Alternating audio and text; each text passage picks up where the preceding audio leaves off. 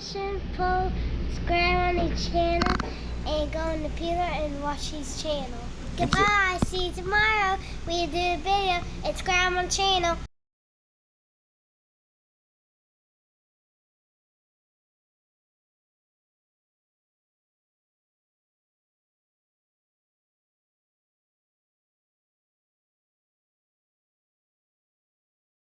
See all that? I'm gonna try to work the perimeter with that Wacky rigging a Senko and trying to get on a swim jig bite. Been trying to get on a swim jig bite forever. Sorry we gotta do the chest cam, but we got a storm rolling in with flash flood warnings and the whole nine. So man, I love this water clarity. It's great.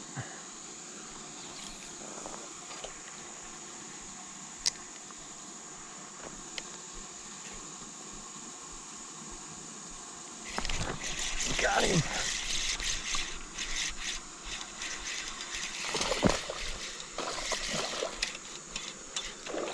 Wow. Wow, wow, wow. Yeah! Look at that, dude! Yeah! Look at that!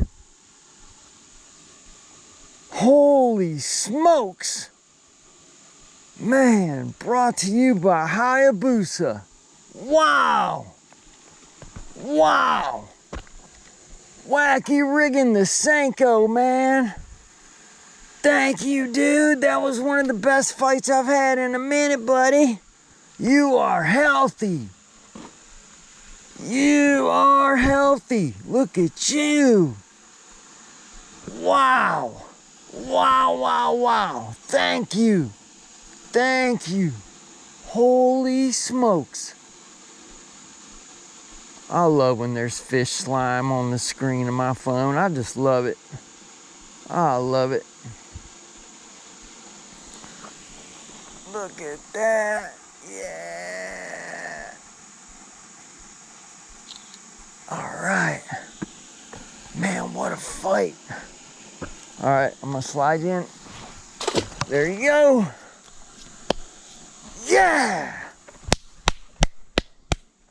Yes. Man. Man alive.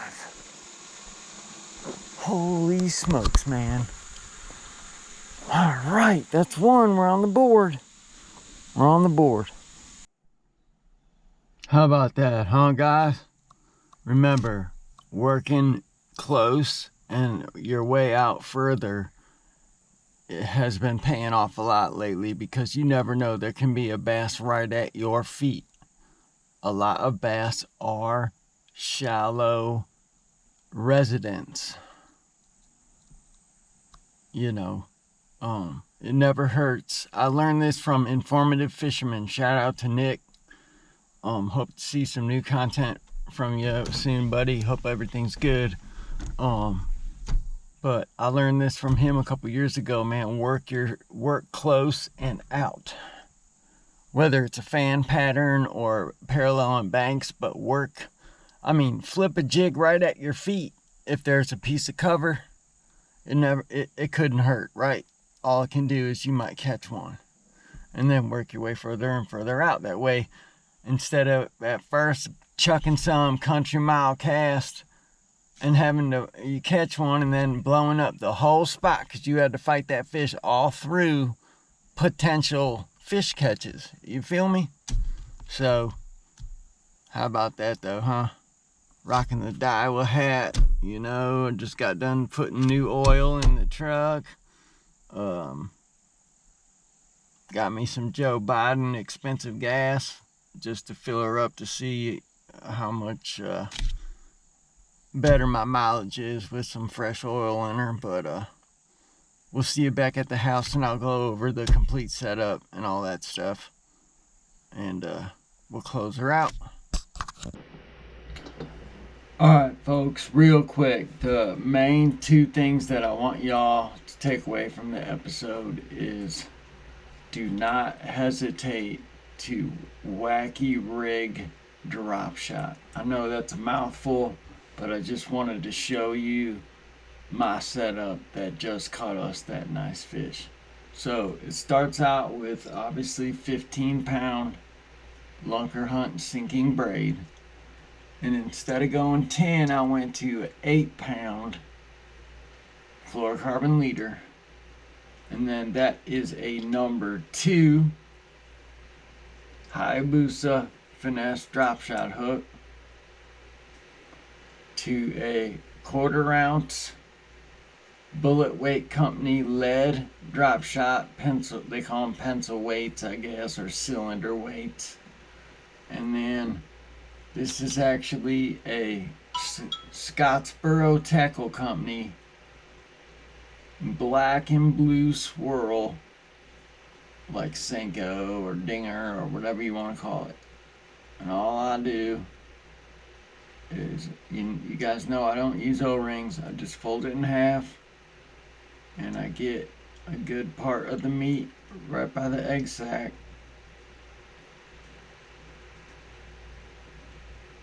And then I grab up here on the leader to make sure that it's going to be hanging straight. And there you have it.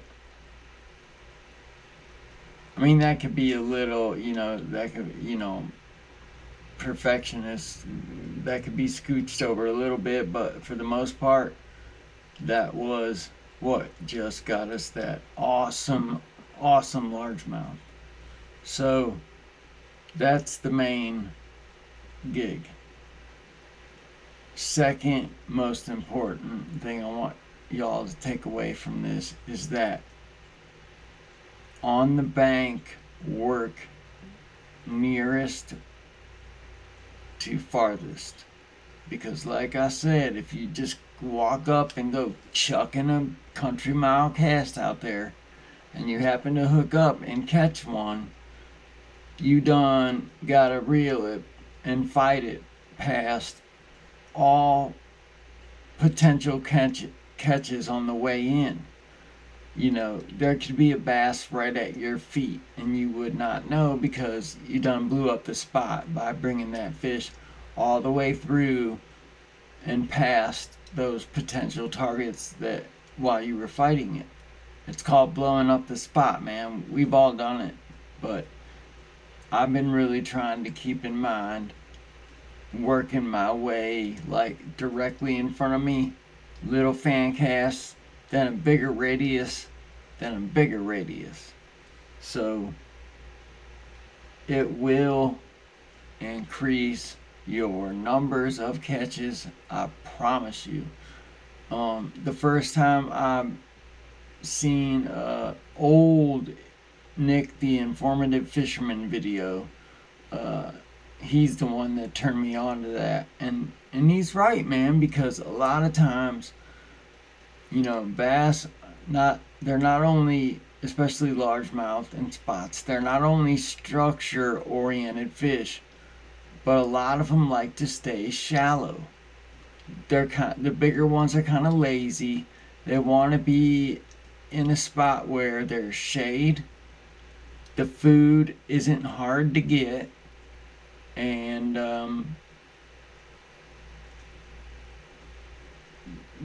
that's pretty much it. And tread lightly. Don't go tromping up on the bank, because how many of us have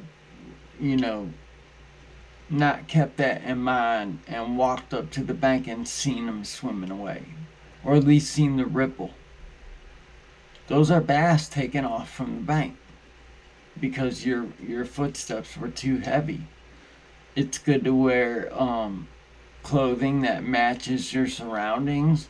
If you're fishing bright bluebird skies, wear a blue shirt, so that way when that fish looks up, all he sees is what he thinks through the water is the sky. If you're fishing heavily wooded areas and you're like, bank fishing around some thick brush and stuff like that, wear camo, wear your hunting stuff.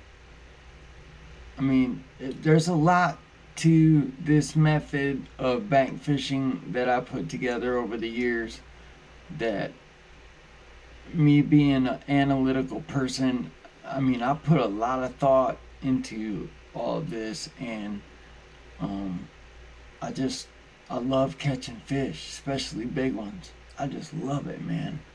I love interacting with them, and I love watching them swim away, and it's just, for me, it's a very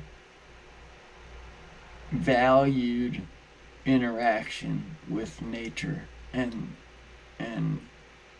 I'm blessed, man. We're all blessed. All of us that fish, we are blessed. And I'm not trying to get religified on anybody. I'm just saying, to be able to do what we do and get out there and catch some fish and interact with nature. So many people got their faces like this, that there could be the Garden of Eden around them and they wouldn't know. So, but I'm gonna hop off here. It's been a long day. Even though it was my day off, I did get a lot of things accomplished, and it was a nice cap to everything. A nice reward to sticking to my list and crossing some things off, by catching that fish, man. It was nice. And that, I've been trying to get the Wacky rig drop shot going, and you know, they weren't feeling it until tonight. And buddy, that fish was on it. He was a swimmer.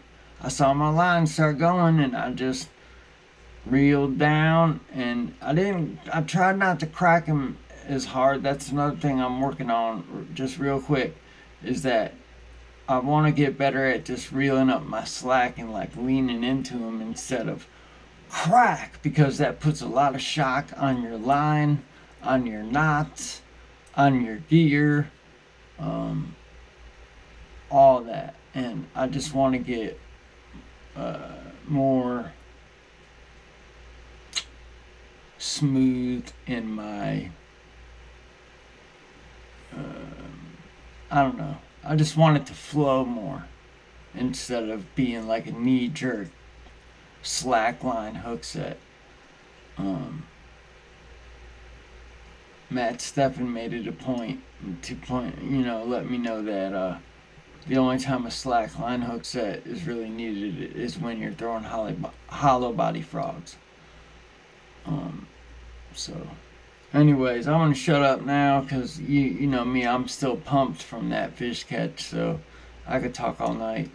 And just stay tuned, because we are going to announce the giveaway here, not this video, but in the next few days. So this is Guy with the GoPro Fishing Show, out for now, but just for now.